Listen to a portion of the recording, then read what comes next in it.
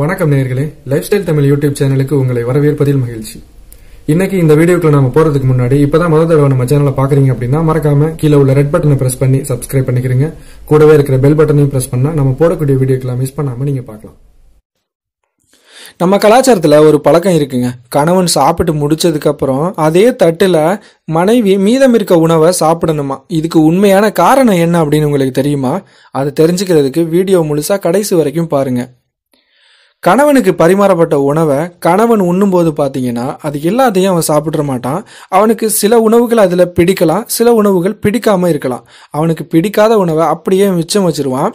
அவனுக்கு பின்னாடி அதே இலையில அல்லது அதே தட்டுல மனைவிமார்கள் அந்த உணவை உண்ணும்போது பார்த்தீங்கன்னா அவனுக்கு பிடிக்காத உணவு வகைகளை எளிதாக அடையாளம் கண்டு மறுமுறை சமைக்கும் போது பார்த்தீங்கன்னா அந்த உணவுகளை தவிர்த்துக்கிற முடியும். அவனுக்கு பிடிச்ச உணவுகளை நிறைய பரிமாறவும் முடியும். இதுதான் கணவன் சாப்பிட்டதுக்கு அப்புறம் மனைவி அதே தட்டுல சாப்பிட சொல்றதுக்கான மிக முக்கியமான காரணம். இதுக்காக ஏற்படுத்தப்பட்ட பழக்கம் தான் இந்த பழக்கம். ஆனால் இதை தெரியாம பல பேர் பார்த்தீங்கன்னா பல மாதிரியான வேறு விதமான காரணங்களை சொல்லுவாங்க. அதெல்லாம் உண்மை கிடையாது. இதுதான் உண்மை.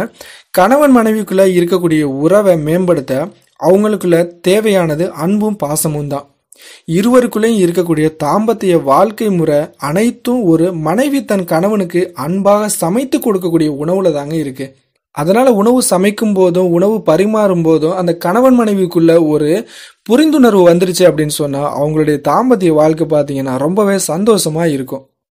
இந்த தகவல் உங்களுக்கு பயனுள்ளதா இருந்திருக்கும்னு நினைக்கிறேன். இந்த வீடியோ பிடிச்சிருந்தா லைக் பண்ணிட்டு நண்பர்களோட ஷேர் பண்ணுங்க. இது போன்ற பயனுள்ள தகவல்களை தெரிந்து கொள்ள நம்ம சேனலை மறக்காம சப்ஸ்கிரைப் பண்ணுங்க. மீண்டும் ஒரு நல்ல தகவலோடு சந்திப்போம். நன்றி.